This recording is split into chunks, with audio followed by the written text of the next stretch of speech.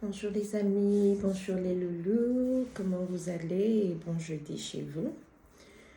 Aujourd'hui, j'aimerais partager avec vous quelque chose qui me tient vraiment à cœur et pour lequel j'ai eu beaucoup de temps à méditer sur. Le sujet de ce jeudi est sur la récompense. Oui, la récompense. Qu'est-ce qu'est la récompense? Si on regarde dans le dictionnaire, le Larousse définit la récompense comme étant ce qui est accordé à quelqu'un en remerciement d'un service rendu ou en reconnaissance d'un mérite particulier. D'autres aussi déterminent la récompense comme une somme d'argent en échange d'un service particulier. Et dans notre cas ici, je ne veux pas m'hasarder à ce qui est financier ou même trop matériel. Parce que la récompense est quelque chose qui va au-delà de cela et se matérialise d'une certaine façon. En tant qu'enfant de Dieu, il nous est recommandé d'aimer, de nous aimer. Et quand on aime, on aide. Quand on aime, on sert. Quand on aime, on partage. Quand on aime, on offre. Quand on aime, on fait tout ce qui est possible pour démontrer cet amour. Et l'une des choses qui attire une certaine récompense dans nos vies, c'est le service. Le service, c'est le partage, l'aide. Ces éléments attirent une certaine récompense. Cette récompense ne peut pas être quantifiée ou juste mise sous valeur monétaire. Comme je l'ai dit, c'est au-delà de cela, mais ça se matérialise quand ça se réalise. Ok. Faire le bien est important.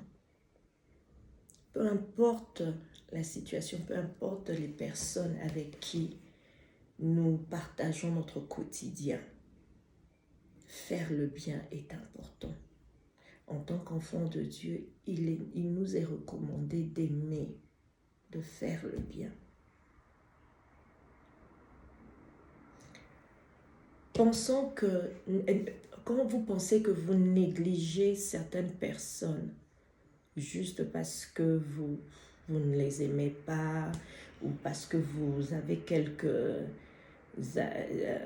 idées derrière la tête concernant leur personnalité, leurs actions, vous les prenez au bar, si je peux dire cela, vous ne leur donnez aucune valeur en tant qu'être humain. Cela ne vous arrange pas du tout. Ça ne vous arrange pas.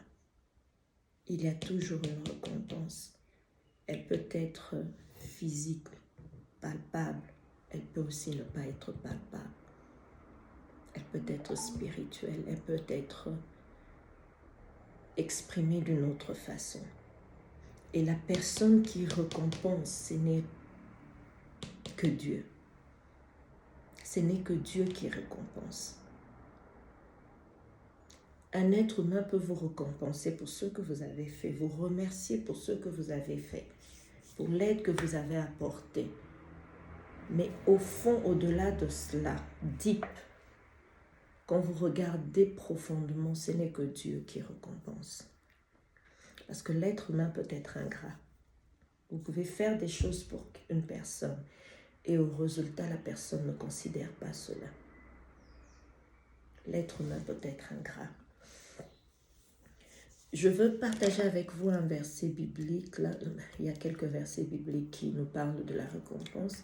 Le premier verset, c'est dans le Colossiens chapitre 3, verset 23 à 24. Il nous dit ceci. Colossiens 3, verset 23 à 24. Il est dit, « Tout ce que vous faites, faites-le de tout votre cœur, comme pour le Seigneur et non pour les hommes, sachant que vous recevrez du Seigneur un héritage pour récompense. En effet, le Seigneur que vous servez, c'est Christ. Vous recevrez du Seigneur une récompense. Une récompense du Seigneur. Et cette récompense se manifeste, se matérialise de différentes manières. Ça se matérialise de différentes façons.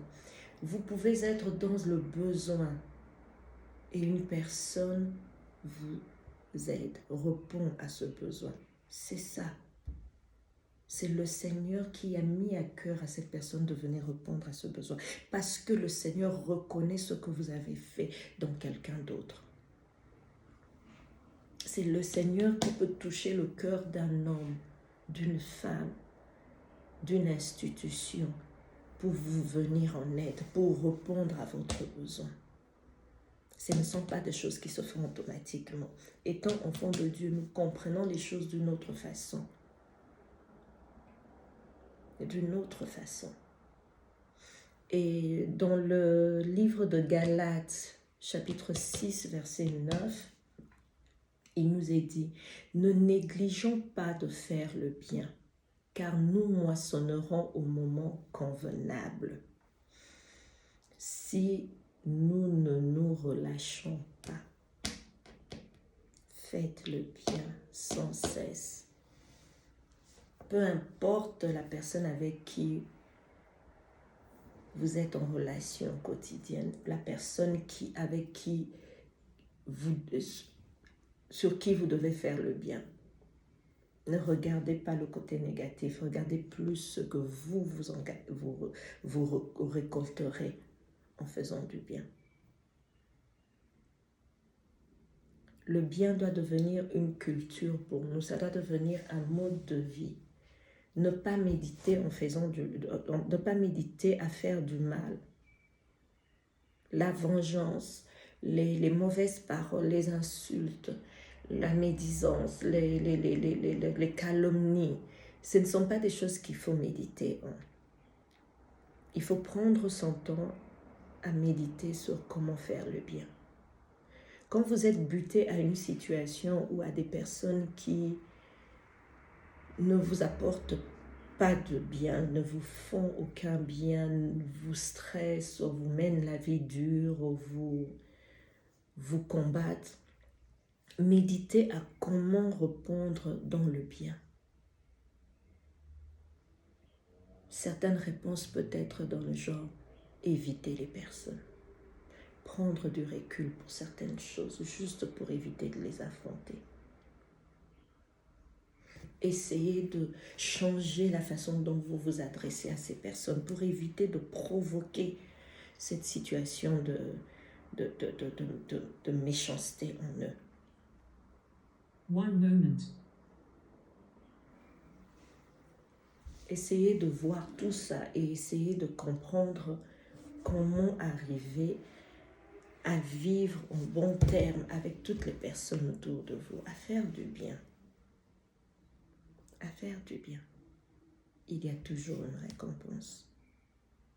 D'une façon ou d'une autre, la personne à qui vous avez fait du bien se souviendra de vous. La Bible nous dit au moment convenable, vous allez moissonner. Au moment convenable, ça veut dire que dès que ce moment se présente où vous êtes dans ce besoin d'une réponse, besoin d'une assistance, besoin d'une aide, besoin d'une main, besoin d'une réponse, vous allez moissonner ce que vous avez sémé dans la vie de chacun. Faire le bien est important et ça paye toujours.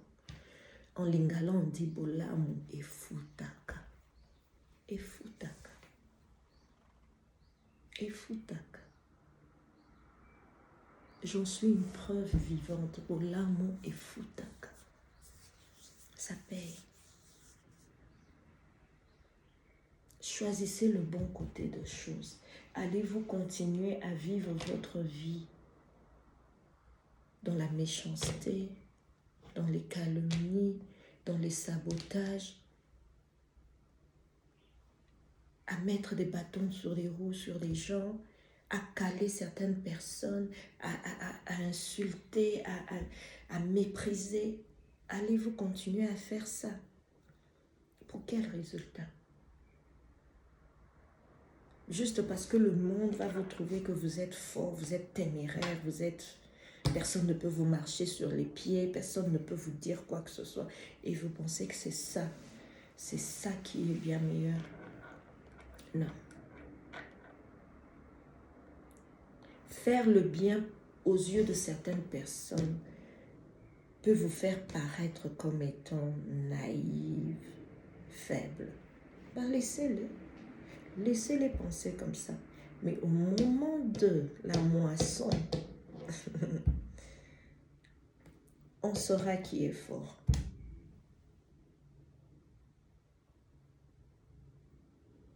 Prenez le temps de méditer vous-même.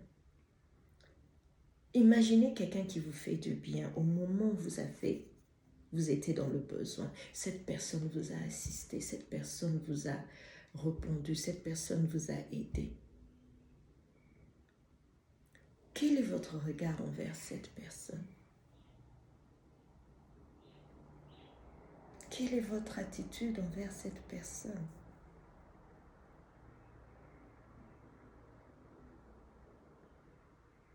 Et chaque fois que vous allez penser à cette personne, quelle est votre attitude? Le sourire, la joie de savoir que cette personne existe, que cette personne a été là pour vous.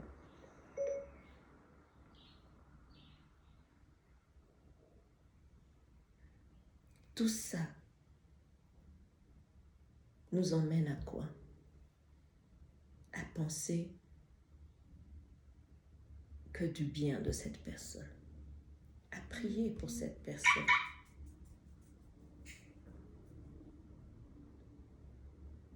Et ce genre de personnes, lorsque nous, à notre tour, nous entendons qu'ils sont dans le besoin, qu'elles sont dans le besoin, ou qu'il y a une certaine situation, qu'est-ce que l'on fait? On est disposé à aider.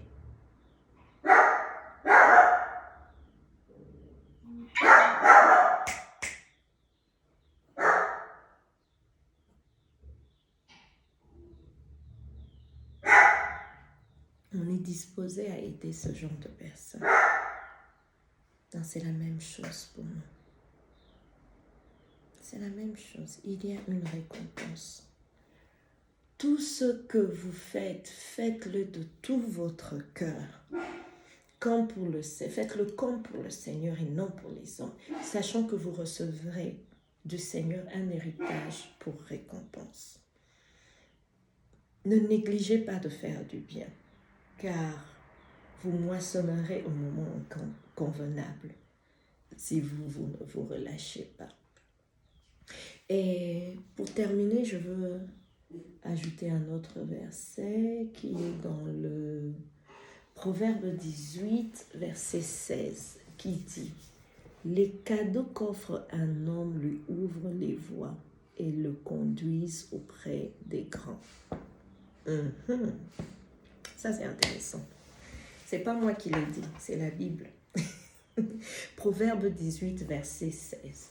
Les cadeaux qu'offre un homme lui ouvrent la voie et le conduisent auprès des grands. Il y a certaines choses, certaines places que nous allons atteindre, certains niveaux que nous allons atteindre, certaines places où nous allons nous retrouver, certaines choses que nous allons avoir, posséder. Ces choses ne vont être activées que par ceux que nous avons sémés dans la vie des autres, par le bien que nous avons fait aux autres. Quand vous lisez ces 3 versets, n'est-ce pas aussi clair que faire le bien, c'est bien meilleur? Alors pourquoi perdre son temps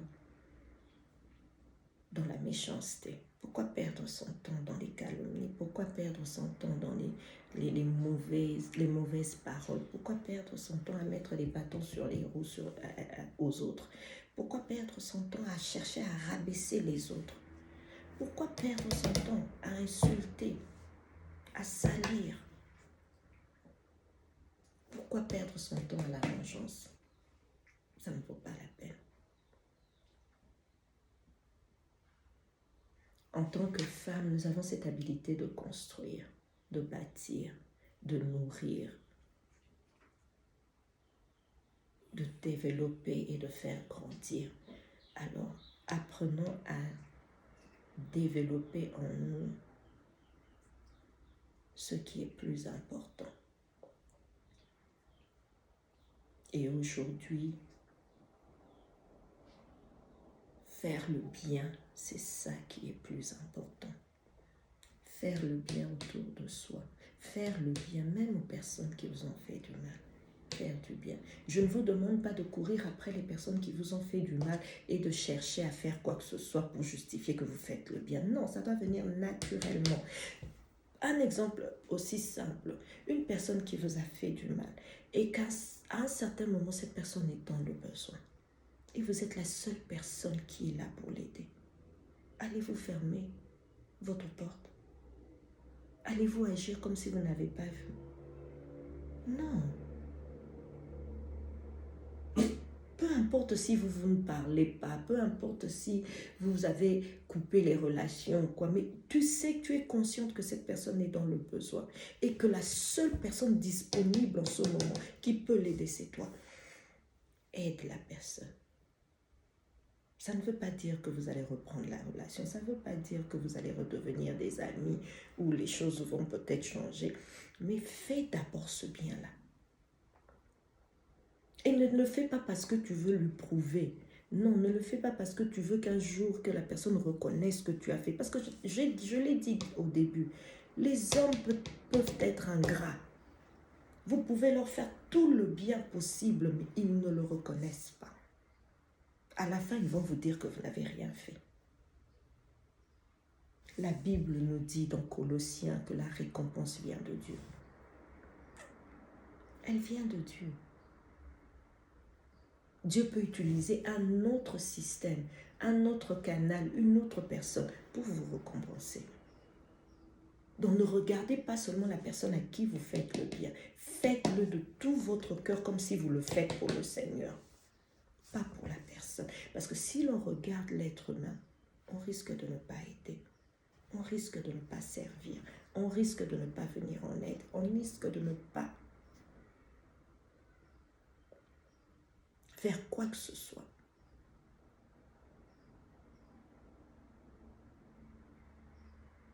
Sont mes sœurs, mes frères. Pensez-y. Pensez à faire le bien. Pensez à faire du bien.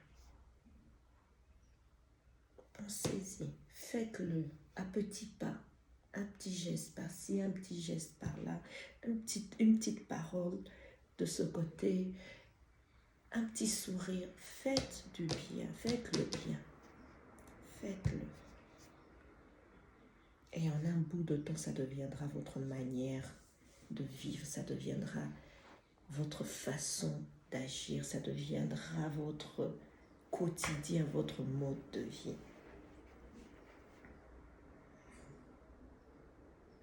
La récompense n'est pas palpable, mais lorsqu'elle arrive, elle peut se matérialiser sous la forme du besoin auquel nous avons, le besoin que nous avons. So, pense-y. Pense-y et prends cette décision de faire le bien autour de toi. Prends cette décision d'apprendre à faire le bien autour de toi. Prends cette décision. En tout cas, je vous remercie pour le temps que vous m'avez accordé. Que le Seigneur vous bénisse et vous garde. On se revoit la prochaine fois.